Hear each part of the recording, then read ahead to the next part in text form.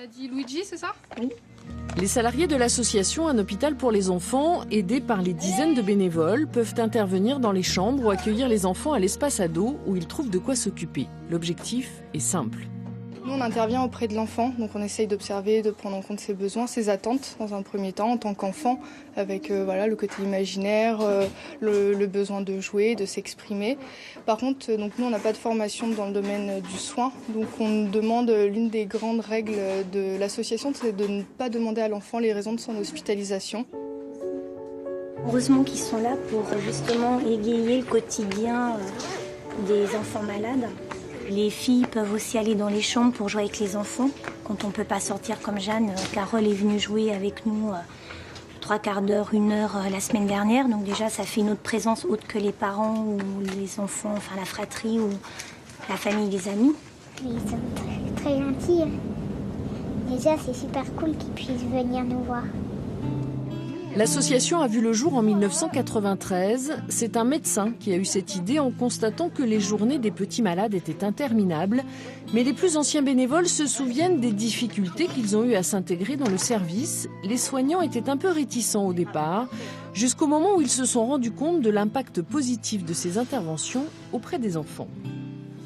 Ça fait partie, bien entendu, des intervenants, comme l'est l'assistante sociale, le psychologue, l'enseignant. Et donc, ils font partie totalement de tout ce qui gravite autour de l'enfant et de sa prise en charge. Il y a une sensibilisation très forte dans presque tous les établissements publics de santé sur l'enfant. Et enfant et maladie, ça rime pas bien, donc il faut toujours essayer de soulager au maximum et diversifier la prise en charge. Les salariés comme les bénévoles sont régulièrement confrontés à des situations difficiles. Il faut donc apprendre à les surmonter. On a mis en place pour les salariés la supervision d'équipe faite par un psychanalyste qui nous permet, une fois tous les 2 mois, de réviser nos pratiques professionnelles et de voir aussi également les problèmes qu'ils ont pu avoir ou qu'ils vont avoir dans le cadre de leur métier, par rapport notamment à la fin de vie. En tout cas, l'image que renvoie l'association reste positive. Certains jeunes comme Antoine ont profité de ces services quand ils étaient malades et maintenant, il est passé de l'autre côté en devenant bénévole.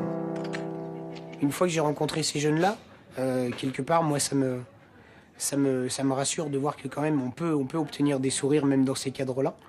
Et c'est vraiment valorisant et je suis vraiment content, surtout pour les enfants, qu'ils aient la possibilité et que je contribue à ça, de pouvoir avoir quelques minutes sympas à l'hôpital. 10 000 enfants sont hospitalisés chaque année au CHU de Poitiers. Ils bénéficient tous des animations de l'association, quel que soit le service dans lequel ils sont accueillis.